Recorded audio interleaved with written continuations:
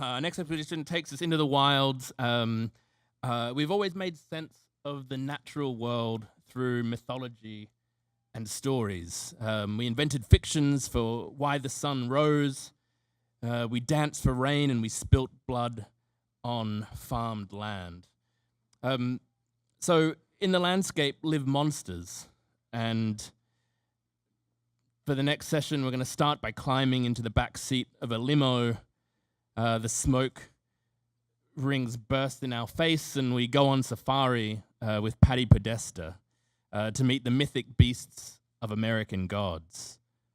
Patti is a production designer for film and television. She's known for her spare and moody design for the critically acclaimed film Memento, directed by Chris Nolan.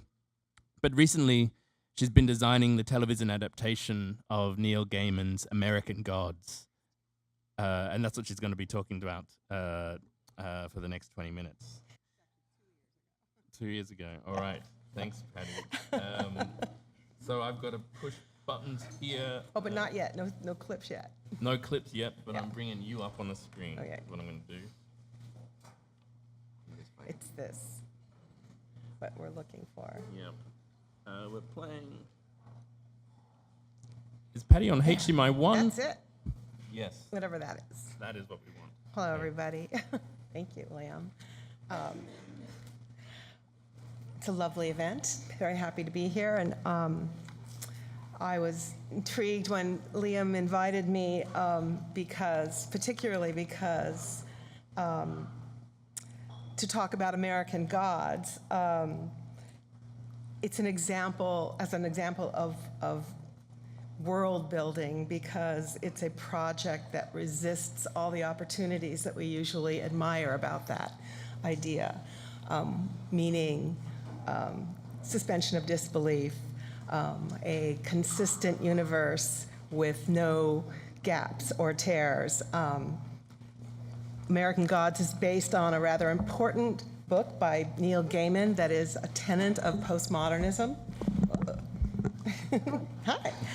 And you all probably know as students in this universe that postmodernism is, the word that is used mostly to describe it is discontinuity. And Neil Gaiman's, I thought about this a lot when I started American Gods, because Neil Gaiman's book is really characterized by subjectivity, self-consciousness,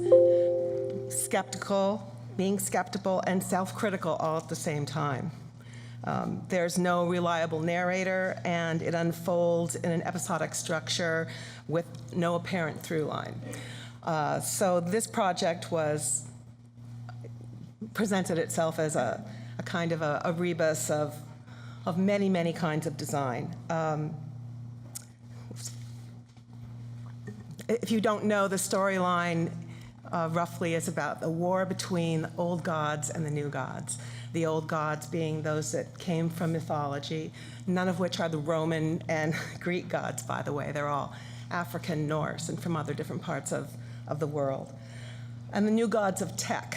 And it's an interesting problem about the project, because it was written in the 80s, and I'm not sure that problem is such a problem anymore. But I do think it was something that we talked about a lot, whether we side with the belief in the old gods or we really believe in the new gods. At the time he wrote it, I think that he was really interested in re-examining people's beliefs and where they came from, and the cultures that had produced their ancestors and themselves, and that as I think we all probably have had this in class, and that the less and less human world of tech was attacking that. But as we see, as the world we live in today, this is not even a problem anymore. The tech has taken over, and any ideas about belief are widespread, deep,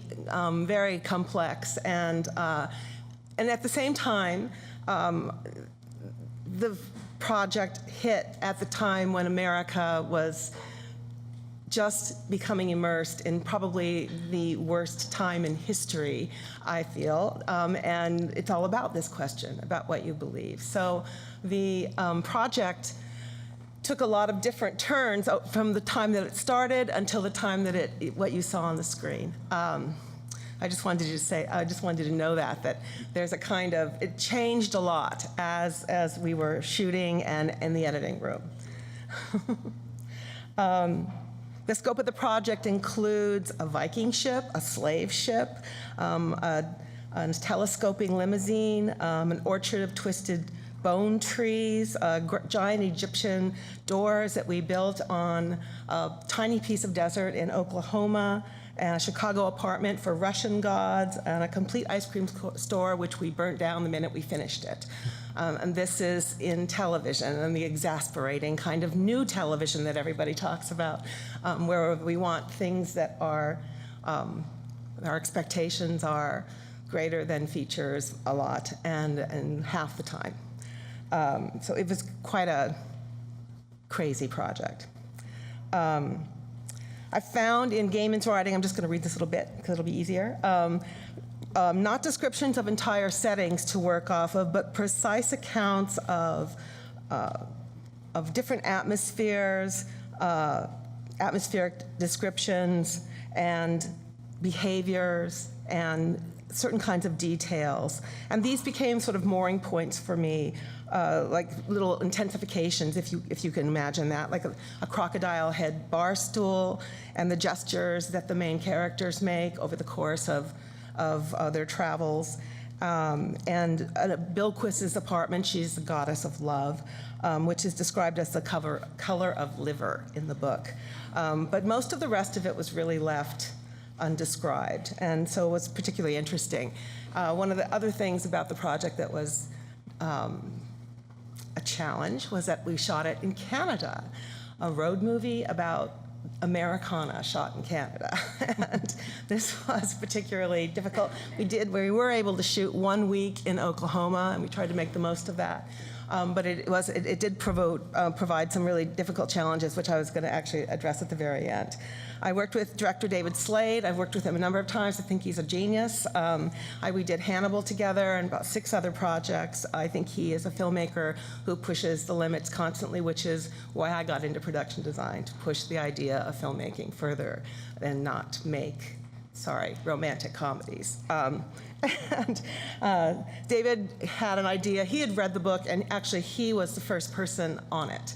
And he was enamored of the book for many, many, many years. And he had organized these different episodes in his mind into 3 different categories: the real, the dream, and the fantasy. And we came up with a kind of template for each different kind of episode. For example, the coming to America scenes in the book, peppered throughout in no hierarchical way, are historical scenes in which we see how the different gods first came to America. And these are told as little vignettes without any necessary connection to the gods that we're about to see most of the time. Sometimes they do. So the coming to America scenes were naturalistic in color and historically very accurate in setting and in regards to the things we built for them. But the action that happens within them is quite hyper real. And the reverse is true for the dream sequences, in which the actors move in a very naturalistic way, and the sets are really distorted. Here, let's do that. It's coming back. We're coming. No sleeping. There we go. Let's see. One of the things we were both really interested in, it really wanted to push, was weather, and it is mentioned in the book many times, and we really pushed the producers to allow us to make landscapes and alter landscapes so that we had these looming storm clouds and very acute ideas of weather.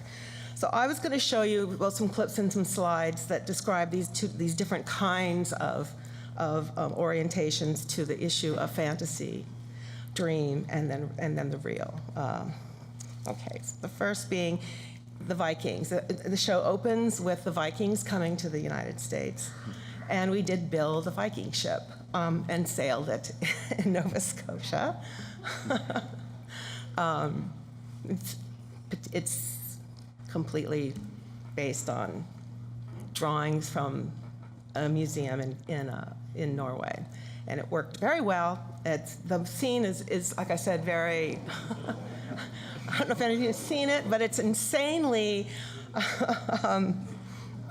bloody and vicious, and comes with the idea that the only kind of sacrifice that will make Odin, this is the god who comes to America during this scene, they can't get the wind will not make the sails go. They land, and it's horrifying.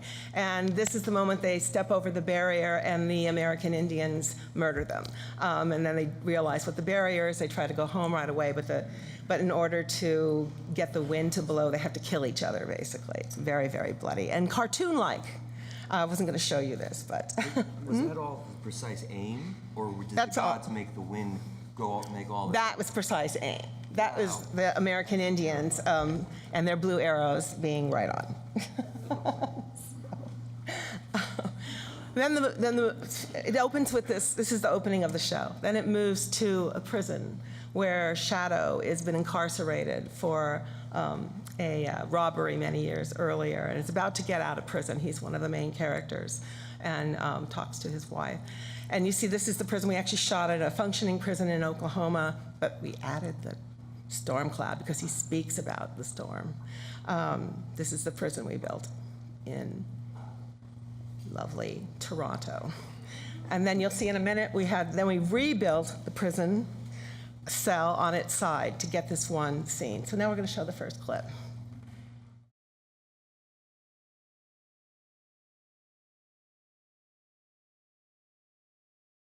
So this was after we built the prison cell, one way we had to put it on its side to get that shot where the camera arm works around him and then actually sees her. So this was all done live, not CG. And then here's the actual prison where he's getting released. This is the beginning of that bone orchard you saw. Everything starts with usually SketchUp models in my world, and then moves to concept work. This is what we built of the Grove. This is concept art by Stephen Shirley for the arms you saw slapping people and then touching him later. This was an opening. This comes in a later dream, actually, that leads to the big tree that you just saw. And then here's the tree that we built, and then it was all finished in CG. It's a typical way that we all work now, where we begin things and other people finish them. It's an interesting problem for production design. Although more and more often we do stay on or produce enough concept design that they follow it to the T. Once you get to post-production, that is happening a lot. This was actually the concept art for the first bone orchard. So then, it's this very beautiful little synergy here that this is going to be a scene about fantasy, and this is, when you saw that was sort of about the old gods, the last clip, and now we're into the new gods, the gods of tech. And there's a character in the book called Tech Boy, and he's supposed to drive around in a big limo, but we found it so old school that we decided it's a technological fantasy and never appears as an actual limousine. We were looking for a certain kind of design. We were looking at the design work of Dieter Rahm, who was a designer for Braun in the 60s and the 70s. And David actually found Nerval. Where is he? Wait, where did he go? There he is, he's right behind me. I never met him until today, but we've worked together, so it's a really brilliant thing. And he did these beautiful drawings for us of the limousine and the face grabber piece, and then we built it as a functioning object. This is a photograph of the actual car. I'm going to show you the scene in a minute. It telescopes out and back on camera. And this is the face grabber. And so now we're going to look at the second.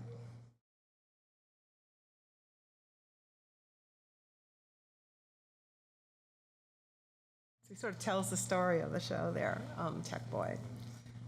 So you can see that the mise en scène of the show, these things I'm showing you are all in the first couple of episodes actually, move so wildly between things that have depth and darkness and then whiteness and coldness, and so there is no consistency in regards to the look of the show, but that's the meaning then here.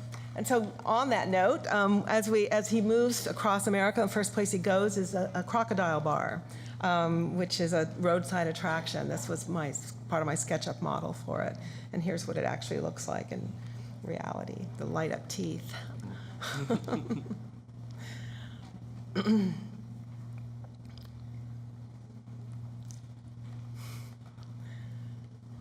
And the crocodile stools, which were, as I said, written in the script.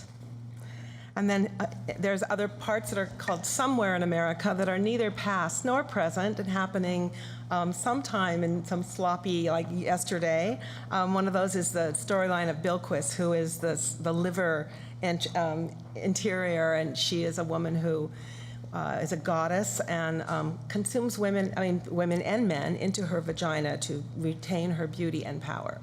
I'm not going to show you that scene. But she lives in this very voluptuously curved room with satin and velvet drapery and a lot of crazy. This is her palette, the liver. A piece of liver was brought to my office, and we did test it on the camera, but of course, as we always do, we ended up with an array of colors that are near and dear, but to get a color that works with skin tone and to produce separation for the actors. Here she is looking at herself in the mirror after rejuvenation. Then this is later. She actually is very depressed, so she goes and visits her own exhibit at the museum where she sees an image of herself and then the crown that she used to wear. So then, this is another fantasy sequence where Mrs. Fadil, who is a character who doesn't occur in any other sequence except this one, dies and is taken to heaven. These are the SketchUp models for her apartment. And here, and we'll look at the next one, please.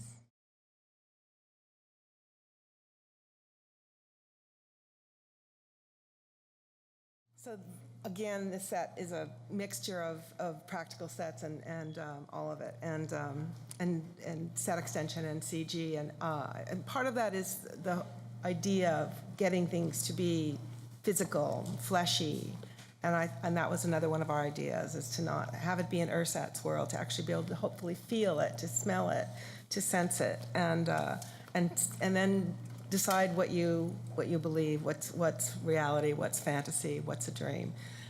These are the concept sketches, again, by Stephen Shirley and this is what we built for the piece a little bit, and then they extended all of them for walking. These are the doors, which were built in Los Angeles. My first really quick sketch about the doors, and then we built 3 in Oklahoma, and they extended it to 5. This is one of my favorite shots because we have the drone in it, which is the necessary camera position for the shots you saw. So a few other sets, and the other part you saw at the very beginning of one of the other major sets. One of the things that's really interesting about the show, or maybe not, I don't know, is that it has different speeds. Certain sequences are very long, and others are very short, and it just is full of inconsistency. I think that it tests lots of ideas about our expectations and what we love and what we don't. This is the Russian's apartment. Russian gods live here. It has this kind of pentimento idea going on about it, about history. There's so much, many ideas of history in the show, and this has it's a big apartment built on stage. I had to do drawings of how to paint the walls, kitchen. Come on, here we go. Bedrooms, Chernobog. And then this is something, if you're talking about the road, I said we built this ice cream store. You're supposed to burn it down. Underneath it was an Indian temple for an Indian goddess that they killed, and Tech Boy covered it with an ice cream store. This was a complex thing to build, 2 hours outside of town, and totally working. And as I said, then we burned it down, and then they cut it out of the show. So this is the joy of what we do. So burned to the ground. The fun part was people kept driving up and saying, "When's the ice cream store going to open? We want ice cream." And they were like, "Well, it's going to burn the same day that it opens." So. And then, so one of the really important parts. I mean, when you talk about fantasy and historical accurateness and dreams and the thing, there's no real. It's all some other place, some other time, some other consciousness. The only thing that's real in this show is the road, and the road connects all of the places. And there's the metaphysical idea of being in the car, talking. This is the only real in the show. It was very difficult to do in Canada because there aren't any roads. We did shoot some, as I said, in Oklahoma. And the roads become more and more serene and less populated over time. A lot of it is conversation. I wanted to show you one other one. The road that I find the most poignant, actually, is 3 characters. One's a leprechaun, one's a dead wife of Shadow, and the third is a cab driver who has become the djinn, and they are trying to decide where to go next, and they get out of the car and talk, and that set was actually built on stage. So we have a road movie about America shot on stage in Canada. But I actually love the quality of the light that we achieved in this set, which is one of the reasons I want to show you. This is my research picture of the actual thing. But this is the set. It is incredible, but that's not it. This is the set. Yeah. And then you can do the clip and we'll see what it looked like when it was finished.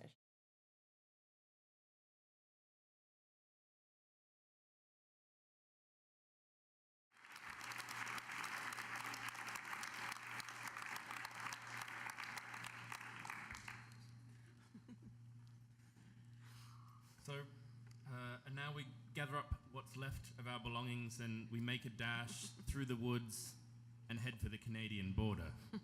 And behind us, the bodies sway from ropes along the river, and the last group of fertile women left in America hike up their red ceremonial gowns to do their godly duty. And we're bundled into the back of a van and electrified with a cattle rod, and Ane Crabtree takes us through the ways of a Handmaid's Tale. So Ane is a costume designer for film and television. In recent years, she's become the costumer for Dystopia, dressing the characters of Westworld and The Handmaid's Tale. And in these troubled lands, her clothes reflect the political power structures at play in the worlds that she's designing for. And Ane and I are going to have a conversation about some of these costumes. We're going to start with a trailer, just to get everyone on the same page.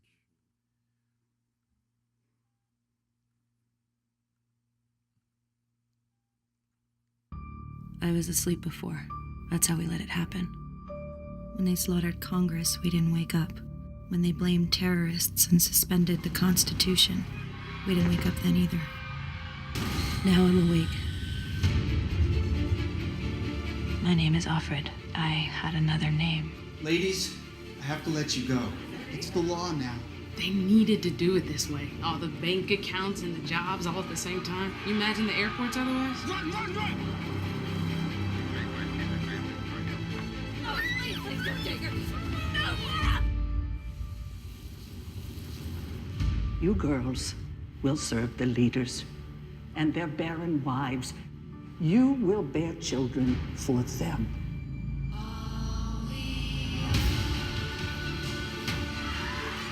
There's an eye in your house. We'll send you to the colonies. You'll be cleaning up toxic waste, and then you'll die. Tonight is a celebration of Gilead and of what we have achieved. We only wanted to make the world better. Better. Better never means better for everyone. I want to keep on living for her. Remember your scripture. Blessed are the meek. And blessed are those who suffer for the cause of righteousness.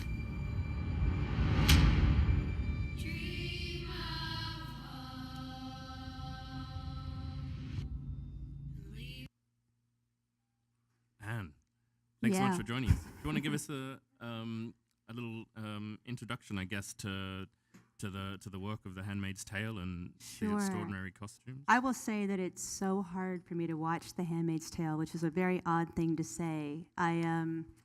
I did all last season, the first season, and I started in July for season 2, and I actually couldn't get past the second episode because it was too close to home, personally and politically. And so when I see it, especially big, it's very hard for me to breathe, to be honest. So the story is by Margaret Atwood. It's a book and a film that I very much was in awe of 30 years ago. And, you know, I was a young girl in New York and not in film. And the words of both the book and the film were so, and the imagery were so big and so potent that I really believed that it couldn't happen. And oddly, these kind people have put me up at the standard, and the book that is on the bedside table is George Orwell's 1984, which is amazing, and it's a book that I haven't read in a very long time because I like to focus on Atwood's, but all I can say is that the journey between last year and this year has only been more intense and more of a mirror to what's happening in real time, in real life, in the United States, which we often refer to as Gilead back in Toronto. And I will say also, I mean, I don't know how to talk about the film without talking about my brain, but sitting outside the Standard, which I never do, I've never been there till today, being in Los Angeles even, it was the first, nanosecond of being outside in beautiful light and warmth because it just started snowing in Toronto. We get so buried into the process of creating. I say we. I think all of it, every creative person on the show, the actors, the writers, we get so into it because it's almost impossible not to fall into the deep end of the water. That sitting outside at the Standard today and seeing, bright colors and tight clothes and plastic surgery, it was really outrageously visual for me. And I was frozen for a little bit of time. And I realized that it is so immersive, the experience. And I really thought it was just myself last season until I spoke with one of the main writers in the writer's room in June. And I said, I feel embarrassed and ashamed that I cannot watch this show, and yet, with reporters and giving talks, it's very important to know the material and the why of it. And the writer said that she binge watched, all the episodes to get ready to start season 2, and she was basically curled up in the fetal position for a weekend, and I was about the same. They showed episode 10 at an event in I can't remember when, for Vogue magazine, and you would think that world would be a bit more light and not as intimate as one would hope, but actually I wept through the whole of the episode and had to leave.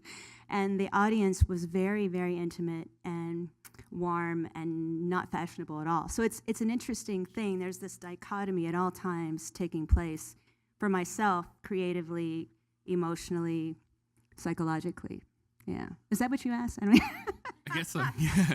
Yeah, I was going to say, why did you choose the color red? Oh, yeah, there's that. I mean, the red, or is that a literal question, or no? Oh, well, you could start there, yeah. Well, yeah, it always starts with red, and what's interesting is that filters into my everyday life, a.k.a. the Standard. But Margaret Atwood, everything came from Margaret Atwood, season 1. Season 2 is a bit of a different story. It's a further journey of the heart and of the mind and imprisonment. But all the colors were from the original book, except for the Econo wives. I don't know if anybody here has read the book or seen the show, but everything except for the kind of working class people who were listed as being in stripes were taken from the book. And this season, we actually get to see a bit of that world, which is sort of, its roots are taken from fascism. So I did a gray for the Econo people, the Econo wives and husbands. And the color red, you know, that particular color took a very long time to find. And ultimately, this is always my take on every show, Westworld and Handmaid's Tale and another pilot called The Passage that I just did.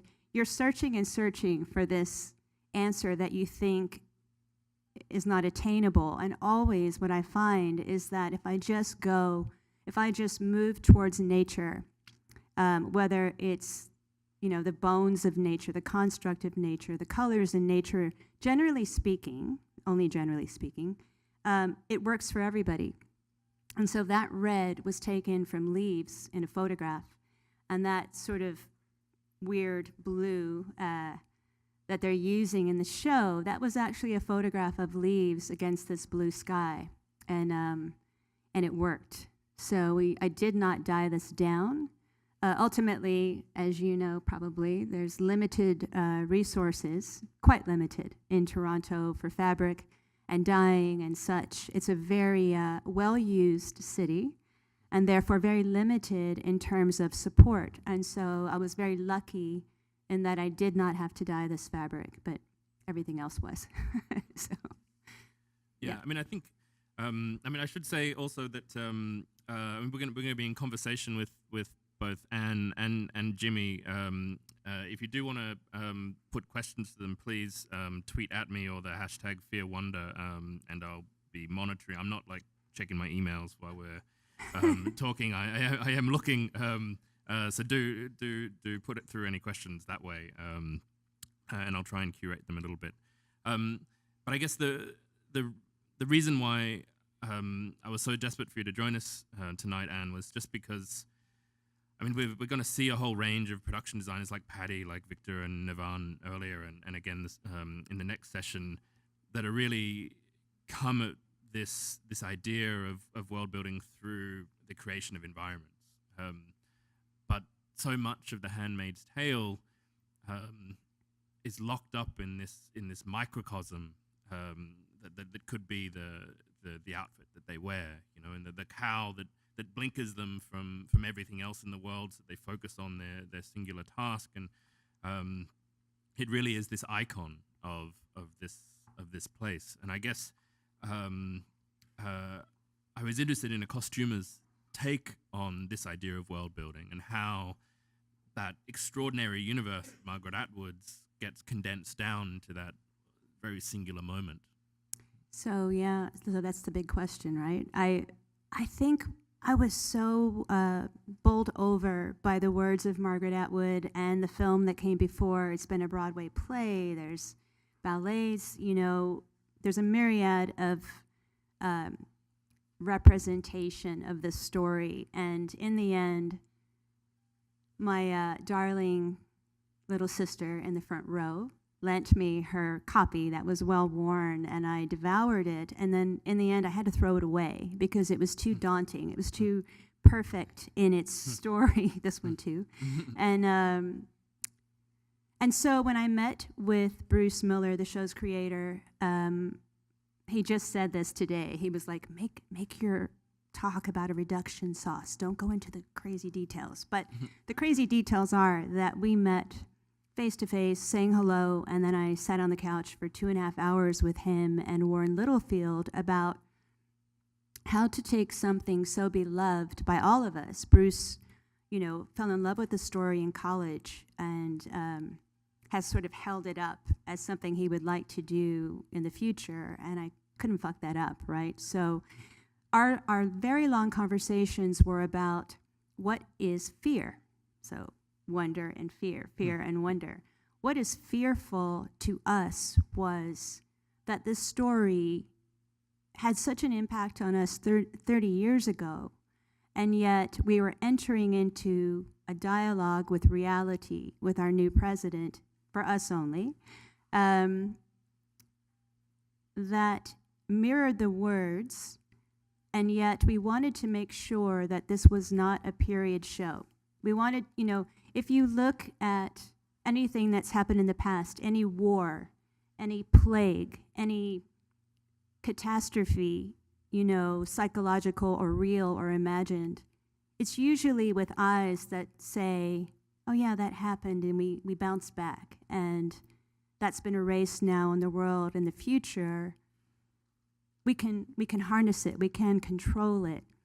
But what I wanted to go after was, and henceforth throwing away the book because it was too daunting, I wanted my mind to be free to close my eyes and imagine that in a nanosecond, some crazy man, AKA the commander, or you might call him Trump today, took over.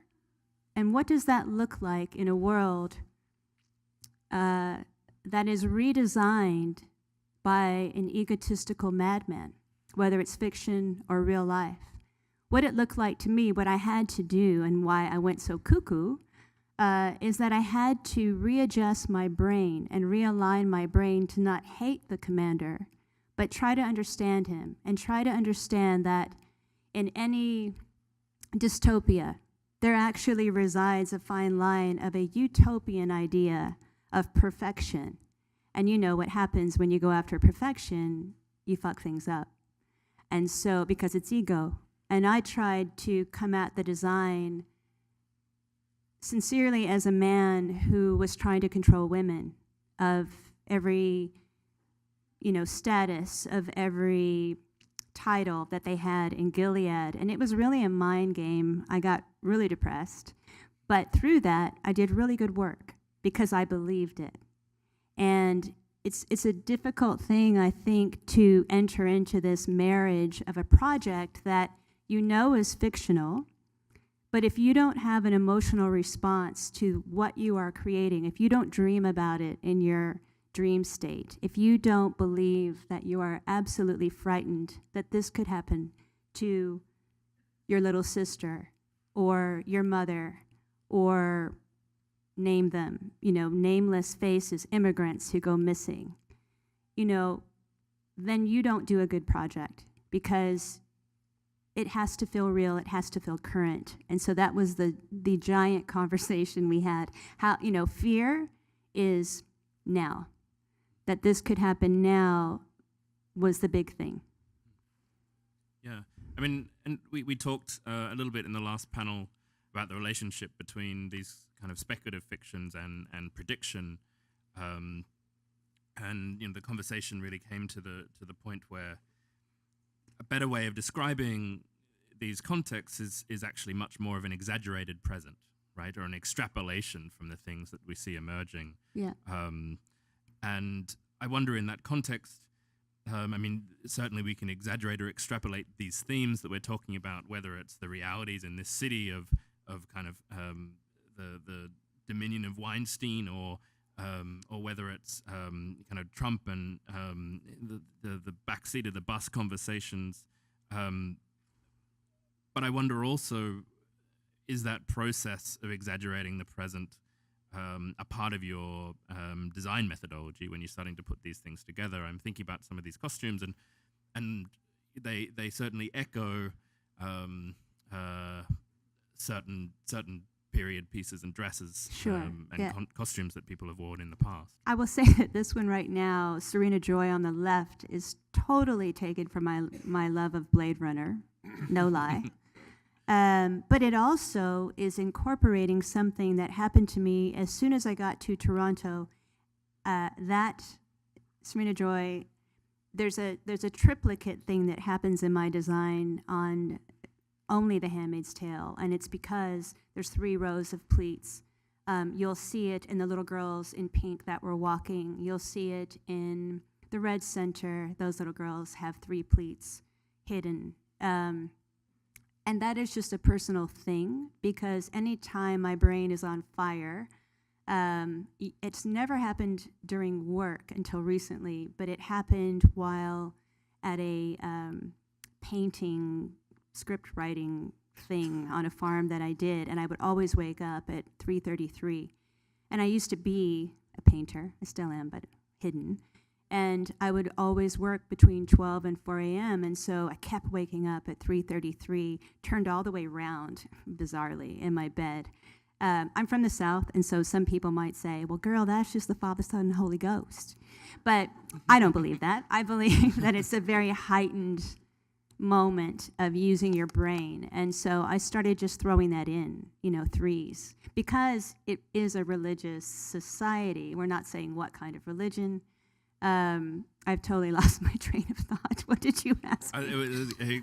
Reference points, historical reference points. Reference points. Okay, there we go. I'm back. And so reference points are all over the map on this. And that the reference points are, I've got 7 minutes left. So scary, that thing. I'll keep talking. We've actually got 2.5 minutes good. left, Okay. Because that's 5 minutes over. Okay, so time. the reference points, I can talk fast, I'm really good, are all over the map, and they range. Of course, you always look at history, right? Because they did things beautifully back in the day. And my favorite time, personally, is 1900s gents, right? That were pretty much workers. I come from an immigrant family and from people who work in factories, and so my personal style is always to mimic men, farmers who wear overalls over their clothes and to keep their nice clothes clean underneath. And so the 1900s, yes, I started looking at every beginning decade of every era. Why? Because it is the cleanest form of design. And we did this on Westworld too, so I was cheating a bit. But you look for the most dynamic, memorable, and kind of any time of any decade. And for me, for The Handmaid's Tale, that was 1900s, 1930s, wartime, 40s, 50s, early 1960s for Hitchcock, and early 1990s. Bizarrely, it's a time when I was leaving fashion and entering into the world of film. And so it is all those things. But I'm not the kind of costume designer, truthfully, who is in love, with costume design and believes that I have to go to cloth and feel cloth. I mean, I don't interact with my work in that way. I rather go to things that I love and things that initially got me excited in film in the first place, i.e. The Handmaid's Tale, certain French cinema from the 60s, and Hitchcock was something that my parents, thank God, introduced me to when I was 8, so those images are indelible. But beyond that, I really looked at certain religions and cults and churches internationally. I looked at any groups of men and women where they dress the same. And it has nothing to do with religion sometimes. It has to be, I'm half Okinawan, so I look to Japan, right? And specifically sometimes Okinawan. And I don't have a religion, but I sort of love Shinto. So if you look at the commander's military wear, his the bones are, historical. It's hard to remember this stuff. But the outer part is quite Shinto, and also Matthew Barney is a favorite of mine, artist-wise. And then if there's the commander. And if you look at The Ant, quite early on in art school, I was really taken with this idea. I didn't know what a feminist was. And someone showed me the art of Judy Chicago, and I didn't really react to the work itself, but just the idea that one could call a table setting with a feminist message art was really enthralling to me. And so if you look at Aunt Lydia's opening, which is what you see a lot in TV, it's actually a giant vagina. And that was I had to find ways to get back at men, to be honest with you, because your mind gets so twisted. And I really felt like I was abusing women and the actors on the show. And once he took power in November, him, I I said, that's it. I got to find a way to balance things because it's too much as a human being. And so I started creating little things in the costumes that were secrets, visual secrets for the women that were pleasing to me. It's almost like, I remember this, I went to school in England, and they were in the church pews. I mean, I love history. I grew up in the church in Kentucky, and I was an altar boy. And one of the things I loved to pass the time when I was bored was looking at all the beautiful carved benches and stained glass that were at this really old church in Kentucky. And then when I went to England, I studied with amazing people that taught art history and Shakespeare.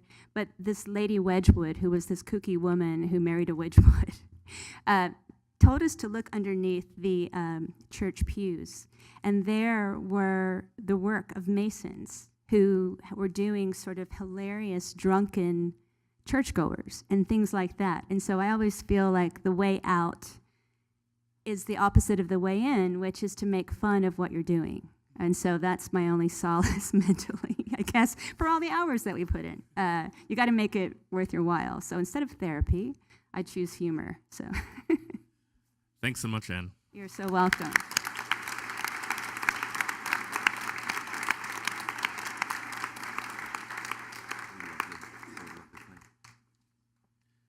And Anne is going to stick with us and be in conversation with myself and Jimmy because we now climb aboard a train and we head west, deeper into the wilds in search of a world with.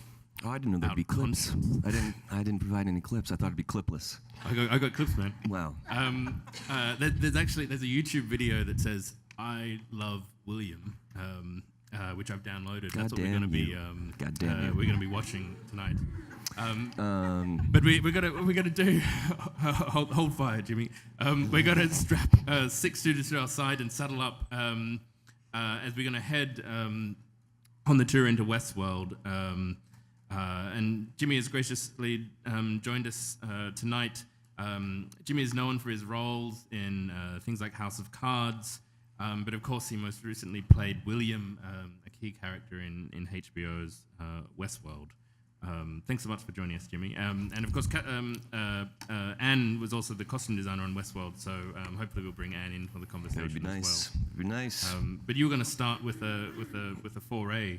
Well, I mean, nobody ever asked me to talk about things. I'm an actor, you know. You don't want to hear about my fucking process. I normally don't have clips, but I know Steph, who works here, and she said this is happening. Would you swing by? So that's kind of why I'm here, and I thought it was pretty cool, and I love discussing worlds because I love worlds, you guys.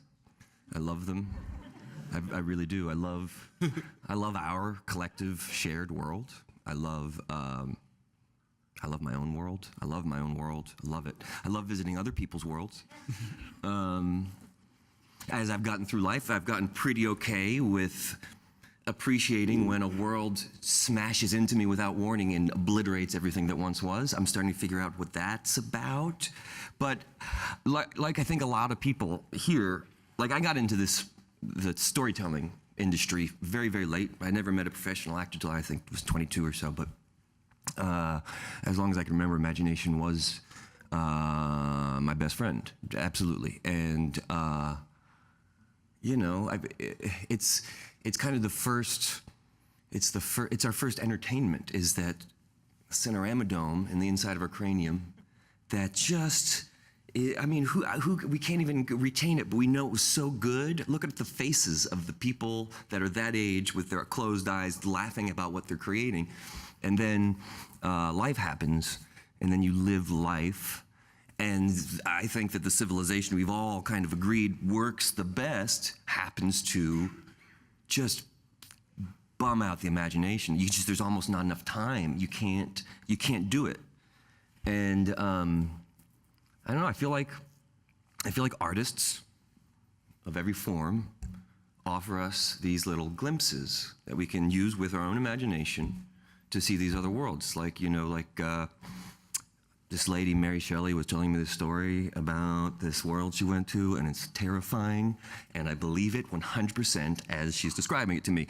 Or Picasso gave us little different sized windows into another world, or Geary built structures from another world, and we could imagine and see it. Ava Zeisel had a couple teapots, I think, and David Bowie definitely listened to other worlds' music, and it's with our own brains, they create these little spectacular experiences, and I think that movies and film in the past 5-10 years or so, TV in the past 5 or 10 years or so, and film always has been trying to do this. They're trying to like say, we're better than your best friend. We can top your best friend. You don't even need your best friend. I'm going to do it all for you. And my favorite thing about like being in this industry and lucky enough to be kind of party to some projects that I really believe in and that speak about things that I care about is just that utter need for collaboration if you're going to fully create that world. Because, you know, with the movies, it's not, here's a little sound, imagine away. Here's everything, just absorb it and feel it.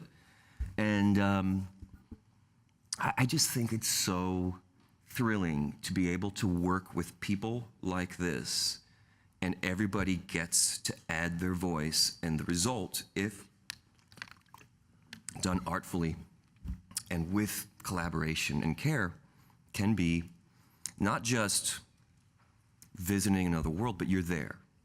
You're truly there. Like, you know, whenever it is, halfway through Clockwork Orange, when Alex starts having a threesome to sped up Beethoven, like with jump cuts, or you're not like, what the fuck? You're going like, yeah, fucking the excess of youth, I know that shit. You know what I mean? And so all of a sudden you're there, you're relating to it. And I don't know, everybody's so fucking essential. And I was gonna just, you know, because as an actor, my job is often to be kind of a little perspective, share some perspective, whatever. And I don't know, my take was like, if I was gonna describe it, I know a lot of people know how everything works, but just to overly simplify, to create a film that someone buys and that their imagination doesn't scream, I can fucking do better than that, is so difficult. And I was comparing it to a magician, you know, and that was created by people's willingness to be like, that's possible, what? And they want it, and they want to fall into that world. And I was thinking, okay, there's like 5 major departments, I think, of what we do that kind of make up the magician. Let's simplify even more and say, okay, so the writer, number 1, goes, let's have him or she pull a rabbit out of a hat, out of nowhere. And so then the director's like, okay. The director then has to say, well, how are we gonna do it? The director says, okay, how about she has a hat on her head, shows everybody that's empty. We put it on a table where there is a rabbit in there, reaches out, shows the rabbit. That's how we'll pull it off. Okay. And then the actor shows up and goes, all right, I'm going to pretend like I believe I can really do this. I'm gonna sell that shit. They're gonna believe that I believe that. And then the costume designer, the designers get together. That's a whole group, one group. The designers sit and say, well, I'm gonna put them in an outfit that only someone who can do magic would wear. Like it's like, yeah, that's that. And then the set designer says, I'm gonna make a table that looks so fucking real and legit, they're not gonna even buy that there's a thing.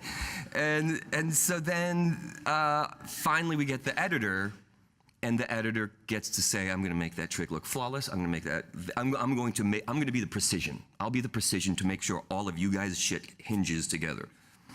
And to be like party to artists that are all working together and for themselves to come together is, man, it's the most rewarding little, like, you get to play with your best friend for a job. And I just look at these guys, and it was like a war. It was like we were there together. Everyone respected each other's duties, and I don't know. It's film in particular requires because you are trying to, I think in order to best that one imagination of that one audience member, you need at least 5 other imaginations to like top it. That's really just my take on like the worlds and like what we have to offer as far as, you know, the film, TV, and kind of like how essential it is to have 5 brilliant elements working together, 5 brilliant and artful elements. And like, I mean, these guys, it's silly. Scene. No, it's just I was just warming you up now. But the thing is, I got to this late, so I always feel like an outsider in this industry, and I watch everybody do everything, and I'm always tickled that I'm here. And so, you know, I would love to answer any questions that are like, you know, there's nothing too dumb. I ask all the dumb questions first myself. I've already asked it, and I'm ready to give you the response that I figured out. Right. I mean, I'm interested in. You really have clips, man. You have so many clips. Now they're on loop, I think. But yeah, there's some crazy fanboys put them together for us. That was you. Don't lie. That was all you last night. So I guess I mean something you touched upon is I mean part of the reason why I do this and the work that we do is this idea that. Fiction is this extraordinary shared language, right? Like it's how our culture has always shared and disseminated ideas, and it is so painful when the machine that characterizes this city so often puts into the world stories solely about putting bums on seats or thrilling us, when the real extraordinary possibilities of these things is that they can actually, I think I mentioned this in an email, like we can encode within the frames of these films critical ideas about the worlds that we all occupy, right? And they act kind of like Trojan horses, and maybe while we're caught up in the world, we don't even realize it, but I love that. They, I love they, that element. They seep in, right? Yeah. I love being able to play in other people's sandboxes and do what you and speak artfully. Like, it's the network television was designed for conventional coverage to collect things to make people chuckle and then blah blah blah. But occasionally you'll see a show that says that's what that's for. I'm going to talk to that audience on this other level, and I'm going to get a truthful story across. I think that's impressive, even in the realm of like bad TV. I mean, for you, does Westworld, does it have something important to say about our relationship to technology or Westworld? AI and the machine world that's coming? Yeah. What does it say for you? Oh, well, I think what Jonah and Lisa, the creators and the writers who are just, you know, we were just gushing about them. on screen. It's kind of strange. Oh, that is weird. But they're just, they're two of the most beautiful, clever, and nerdiest people you've ever met. And they're married, and they raise babies as they write the show. And it's kind of beyond, but I think they met at like calculus camp and some other camp, and that's how they met, and that's who they are. So they are so much more intelligent than I am, and they're so much more kind of like aware of like who said what and who warned this. But just as far as like, it's about that the whole concept of, I mean, we've moved a direction, we've asked for more. It's all about relieving our burden, and every single thing is about relieving burdens off of the human experience. And the result is, do this for me, just do this for me better. Okay, get smarter. And the way it's designed, it would be impossible not to be destroyed by them. Do you know what I mean? That like that period where there's no way, there's not enough things to unplug. It's they run it, they run us, and that's the more like technical. To me, that's just the more technical element of what Joan and Lisa were speaking about. But it's pertinent to everything as far as how we treat each other, how we treat those that we see as less than, that was kind of the most affecting part of me. Is like, we make everybody host. We can choose to write people off. We can choose to decide that their experience doesn't count. And yes, this is a hyperbolic version of that, to be able to just assault another humanoid. But it's, I think it's truthful, and it's kind of like, star-bellied sneetches. It's there. You can't ignore the fact that we do that. Seuss, you guys, Seuss. There's a question from Dana Barnes on the floor that I was trying to segue to, was just, so often the best of intentions in this industry gets co-opted or crushed. And maybe this is also a question for you, Anne, or maybe even Patti that wants to speak to it, that all of these projects in some form or another work off source material, right? Work that already is coded with some of these ideas and things that we're talking about. Is there less risk in that context, where the strain between the creative process and the project of building these worlds and delivering these extraordinarily ambitious stories that are actually really critically trying to say something about the world, measured against the business side of these things that they do need to make money, they do need to sell ad revenue or subscriptions or whatever it is there less strain on those relationships because you're coming at it from source material? Is there less strain on me? The tension between those two things, as manifest for you as an actor working within that context. I don't know how much of that ever filters down to the process of character or character building. Mm-hmm. I'm sorry. Are you asking me? Are there less stakes to create a character freshly, or as opposed to Paul? Is it? Well, maybe Anne and Patti might have a different take on it because they come at it from their professional side. Let's give it to them. But specifically to you, I guess the question is really about the relationship to source material, right? And there was a world established and created previously for Westworld. This is a new and different incarnation. But I guess, what's your relationship to that source material? Would be the question. The source material feels very distant to me, specifically with Westworld. That felt completely open for my own interpretation of what that experience would be like.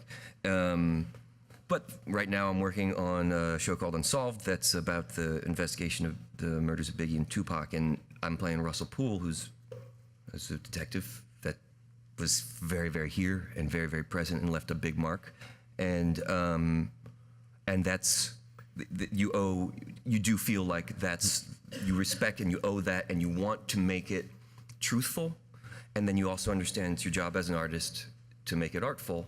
And so it's a little of this and that. And it's the same thing, I think, with compromise. They want this and I want this. Does what I'm thinking, if I do this, does that give them that too? It's always just a little bit of compromise. These guys have to deal with it constantly with other people. Like they have 2 weeks of, do it this way, no, this way. Okay, you have 5 days. Sorry, you have 2 days. Okay, you have 20 hours. Yeah. And then it looks perfect.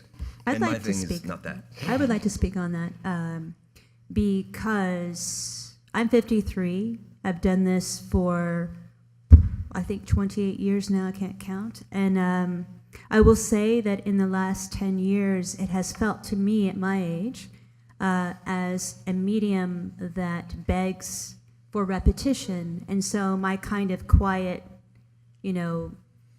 not worried about paying the rent brain was like, I never want to do a remake of anything. Well, wrong industry, sister. And so the good thing, speaking for, can be called from something, Westworld is something that in Henderson, Kentucky, at the age of 9, with my elder brother 2 years older, I literally thought it was a TV show because they aired it so many times, reruns, because there was nothing. It was like 2 channels. I'm just kidding. But, we thought it was a TV series, and so we memorized everything. I was in love with Yul Brynner.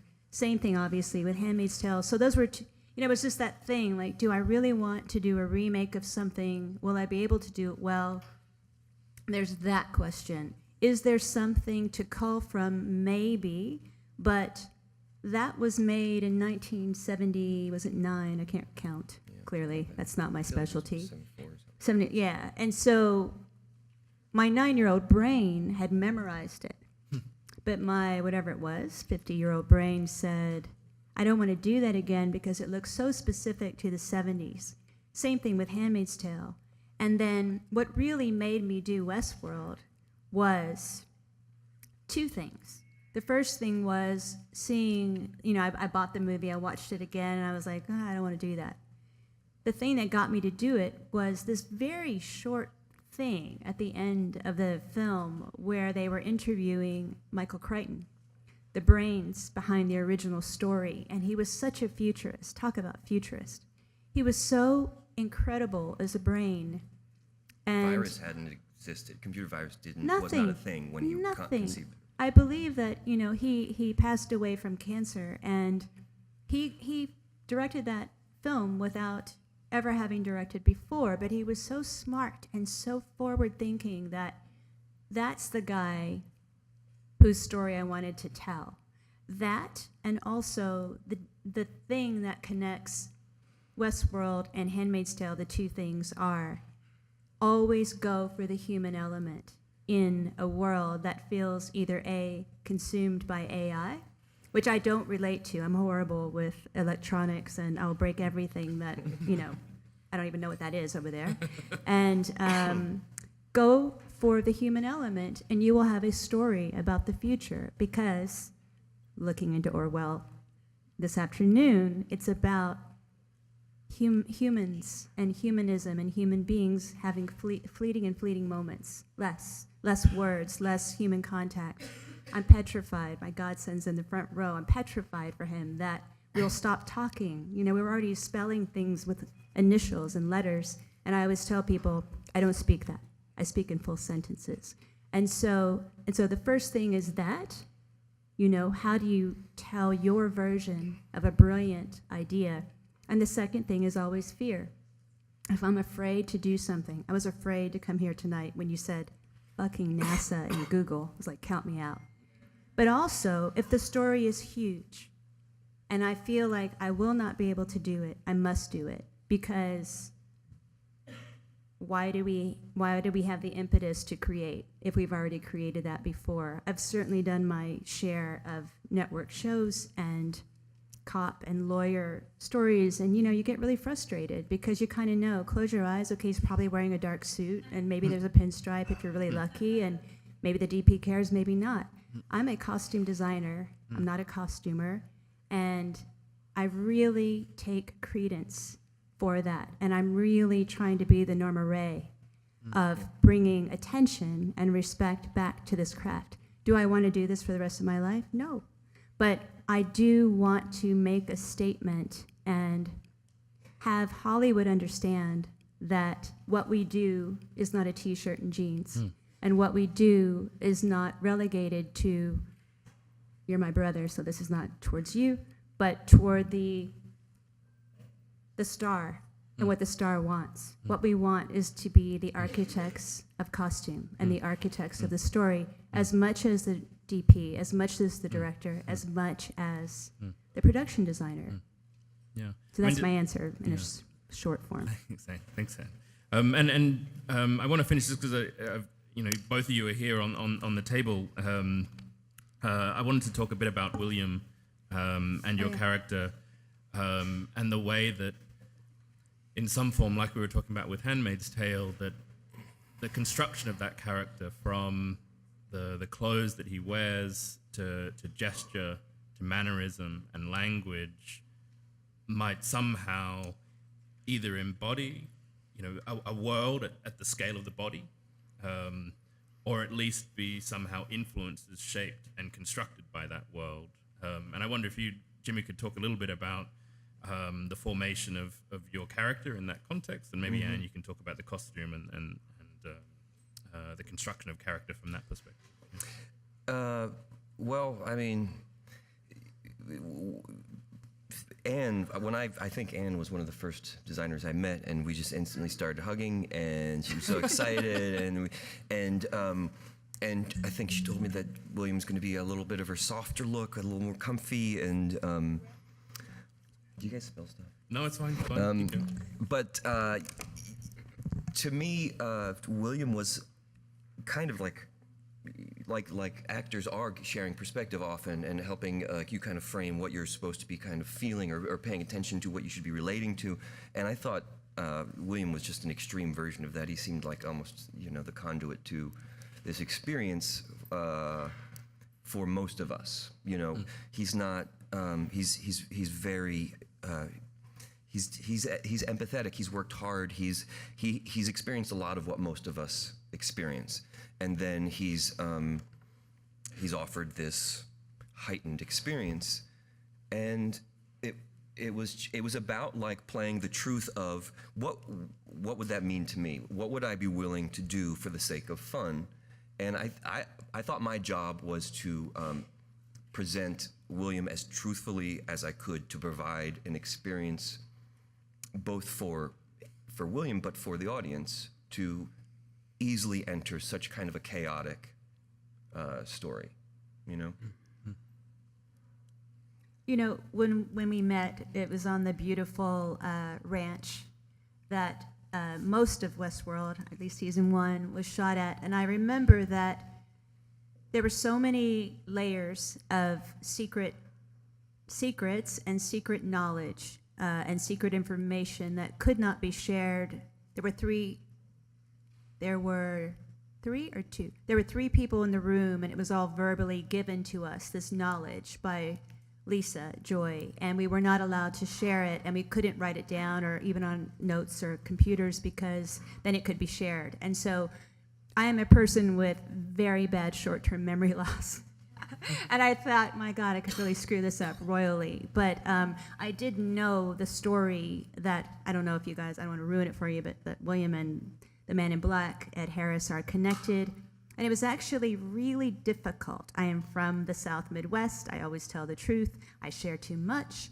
And I always have a very close relationship and dialogue with the actors because they become your children. They become your partners in creating this space vis-a-vis the real estate of the body. And so I had to work in a very different way, as did the production designer and as did one of the executive producers. We were the three that were told, and it would have been known, which canary sung had we shared. And so it was really difficult. I couldn't look at certain references on my wall, but I think you caught me once and you were kindly enough to not say anything.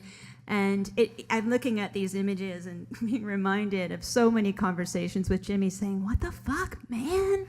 Why?" And I remember building a whole jacket and ensemble for you in Utah, which was one of the few moments where we were going to be filming you and Ed in similar clothes, and you were like a hornet on set. 5 a.m, muddy, beautiful Utah, and you were like, "And just fuck.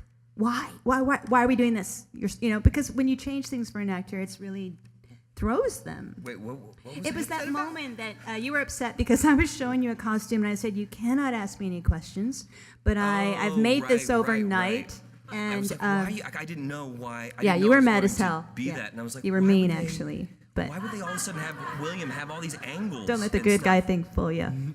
But it was awesome because it was Jimmy, and the good thing about you, Mr. Simpson, is that when I say to Jimmy, "I really cannot fucking tell you, please do not put me in jeopardy," you said, "What the fuck, okay." You just walk away. Just walked away mad. But, it's an interesting way to work. You throw yourself, again, into the deep end of the ocean, knowing that it is the most zen way of working. You cannot rely on your usual construct of relationships or trust building with the actor.